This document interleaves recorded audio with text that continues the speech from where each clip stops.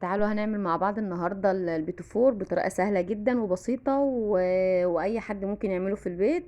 وان شاء الله يطلع معاكي حلو ومظبوط قوي زي ما انتم ما شايفين كده. يلا قبل ما نبدأ بقى ما ننساش نعمل اشتراك للقناة ولايك وشير للفيديو عشان يوصلك اي جديد، ونفعل زر الجرس وندوس على كلمة الكل عشان يوصلك اي فيديو انا بنزله. وكل سنة وانتم طيبين بمناسبة العيد طبعا علينا، ويا رب يعود علينا الايام بخير يا رب. نبدأ بقى ونقول بسم الله كده مع بعض. معايا 750 جرام زبدة، على كيلو دقيق، على 200 جرام سكر بودر، وهنا 2 بيضة زائد صفار بيضة. لو انت عايزاه دايب بنحط كده 2 بيضة وعليهم صفار بيضة. عايزاه يبقى مقرمش زي البسكوت هتحطي 3 بيضات كاملين. تمام. ومعلقتين كاكاو وفانيليا. احنا هنا الاول بنضرب الزبده مع السكر لغايه ما يبقوا كريمي خالص، الخليط يبقى عباره عن كريمه كده وهش معاكي، والمقدار يتضاعف معاكي. هنا طبعا هنحط بيضه بيضه هنا كده اهو بيضايه، ونعملها في قلب العجينه. وبعد كده نحط التانية البيضه التانية واحده ورا التانية كده، ونحط فانيليا. حطي بقى عندك اللي هي الفانيليا السايله دي، حطي معلقه، عندك الاكياس حطي كيسين او 3. حطي برضو البيضه التانية كده زي ما انتم ما شايفين كده. حطينا الاتنين، اضربيها خليها تختفي خالص، وبعد كده حطي التالتة كده. خلاص اضربيهم بقى حلوة قوي لغايه ما الخليط يبقى معاكي كريمي كده. ما ننساش نصلي على سيدنا محمد عليه افضل الصلاه والسلام. هنا بقى طبعا الدقيق هنشيل منه 3 معالق. ليه ال3 معالق اللي احنا هنشيلهم؟ او معلقتين بس، لان احنا هنحط معلقتين كاكاو. تمام. الكاكاو هنا هنقسمهم جزء فانيليا وجزء شوكولاته. هنا اهو حطينا طبعا الدقيق كله، حطيه بقى كده واضربيه، بس احنا ما بنضربش كتير علشان ما يعملش معاكي عرق، لان احنا عايزين البوتفور هش معانا وحلو ودايب معاكي كده. تمام. طبعا الدقيق ده انا نخلاه، والدقيق ده متعدد الاستخدام او للمخبوزات والنواعم بتاع العيد. كده اهو نحط الباقيين وخلاص هنخلطهم بقى وهيبقى معانا جاهز. تمام. هنجيب بقى حاجه ونقسم فيها الخليط ده نصين، هنخلي نص الفانيليا، ونص التاني هنحط عليه الكاكاو اللي هو بالشوكولاته. كده اهو زي ما انتم ما شايفين ضربناهم مع بعض حلو قوي. وخلاص على كده. احنا مش بنضربه كتير ولا اي حاجه، لا. لو وصلتي معايا لغايه هنا قولي لي بتتابعيني منين، وما تنسيش تعملي الاشتراك ولايك وشير الفيديو عشان كل ما انزل فيديو يوصلك على طول. هنا قسمنا العجينه بقى خلاص. ده المعلقتين كاكاو هنحطهم على الجزء اللي احنا هنعمله بالشوكولاته، هنخلي اللي هو الجزء التاني بالفانيليا ده زي ما هو. كده خلاص هنحط طبعا الكاكاو، لازم ننخله الاول عشان لو في اي تكتلات او اي حاجه. انا الطريقه دي بعملها كل سنه بنفس المقادير وبيطلع معايا مظبوط، وهتشوفوا معايا تابعوا الفيديو لغايه الاخر وانتوا هتشوفوا النتيجه طالعه معايا ايه. خلاص هنا حطينا الكاكاو وهنقلبه بقى حلو قوي كده. يعني اخلطي الكاكاو بالعجينه حلو كده. خلاص بقى هنا معايا شكلين، ده قمع النجمه كده او ورده، وهنا ده قمع البيتوفور زي ما انتم ما شايفين كده اهو. انا بوريه لكم على قد ما بقدر. هنا عملت كيسين طبعا هعمل الشكلين. هنا هنحط الجزء اللي هو الفانيليا وهنقطعه، وشوفوا تقطيعة القمع بتاع البيتوفور ده مخصوص للبيتوفور. بيطلع معايا شكل حلو قوي برضو، واللي هي شكل الوردة دي برضو بتطلع حلوة كده اهو. هنجيب بقى الصينية. هنا اهو زي ما انتم ما شايفين ده شكله، ده كده قمع البيتوفور او بلح الشام. بيطلع معاك الشكل الحلو قوي ده.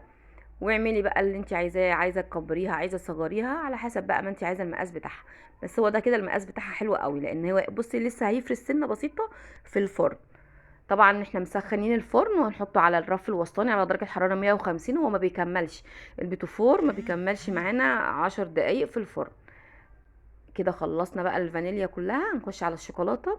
هنعمل برضو شويه بالشوكولاته كده اهو. انا حطيت برضو في نفس القمع اول واحده اتنين هينزلوا معايا خليط ميكس كده بين الفانيليا والشوكولاته، بس هيبقوا شكلهم حلو قوي زي ما هتشوفوا كده اهو.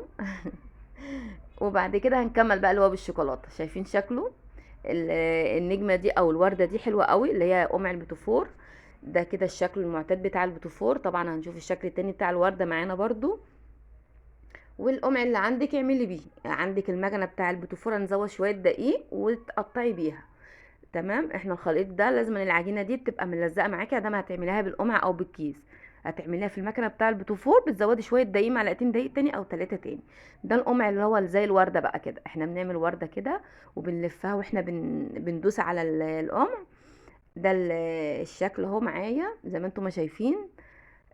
لو وصلت لغايه هنا قولوا لي بتتابعيني منين، ونصلي على سيدنا محمد عليه افضل الصلاه والسلام.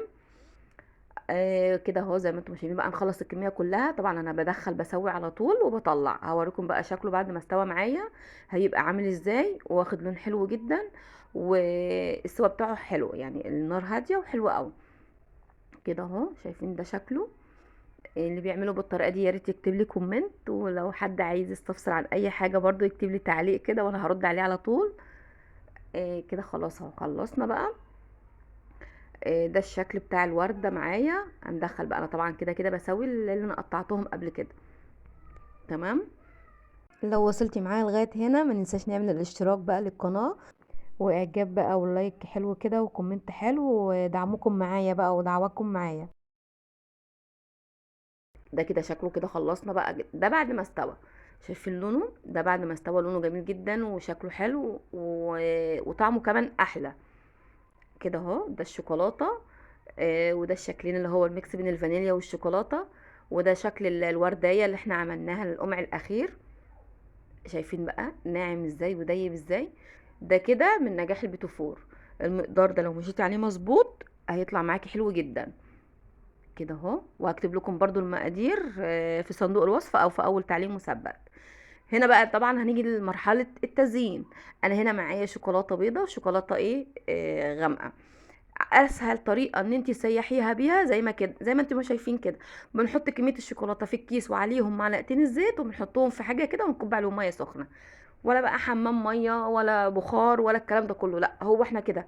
الكيس على طول بيسهل عليكي وبيسيح معاكي جامد، بدل ما تروحي تحطي بقى على البوتاجاز وحمام ميه وتقلبي والكلام ده كله. لا بصوا سحت معايا بطريقه رهيبه والله العظيم. الطريقه دي حلوه جدا. الطريقه دي بعتمدها معايا في الشغل لو هشتغل اي حاجه بسيح فيها شوكولاته، واجي طبعا مفضياهم كده زي ما انتم شايفين. سهله جدا وبسيطه ومتاخدش معاكي وقت. والله دي سهله جدا عن اي طريقه تانية. طبعا كلنا بنقابل مشكله في الشوكولاته واحنا بنسيحها، بس لو جربت الطريقه دي هتدعي لي ان شاء الله. كده خلاص خلصنا اهو تسيح الشوكولاته، وشايفين سايحه معايا خالص، والزيت كمان بيفكها بيديها لمعه. هنا بقى هنيجي لمرحله التشكيل. طبعا انا بقلب البوتفور كده على وشه عشان هحشيه مربى، وهنبدا نلزق بقى مع بعض. دي مربى فراوله انا عاملاها في البيت، ان شاء الله هنزل لكم الفيديو بتاعها بعد العيد. كل سنه وانتم طيبين طبعا، ويدعي علينا وعليكم الايام بخير يا رب. هنا بقى طبعا لزقنا الاتنين زي ما انت عايزه بقى شكلي. عايزه تعملي الفانيليا لوحده، او ميكس بين الفانيليا والشوكولاته، او شوكولاته بس اتنين تلزقهم في بعضهم. بصي التزيين ده بيرجع لك انت. هنا بنقفل الاتنين وبنسقطهم في الشوكولاته البيضاء او في الشوكولاته اللي هي الغامقه. عندك بقى جوز هند ممكن تحطي فيها زي ما انا ما هوريكي دلوقتي كده. ده جوز هند اهو حطيته في الشوكولاته، وبعد كده رحت مسقطه في جوز الهند. وعندي تاني اللي هو فرماسيريا اللي هو الشوكولاته السمراء. بصوا كده اهو بيدي معاكي بقى. عندك بقى فول سوداني مجروش، عندك فستق مجروش. كده ده الشكل النهائي بقى بعد ما خلصناه، وبألف هنا وشفا.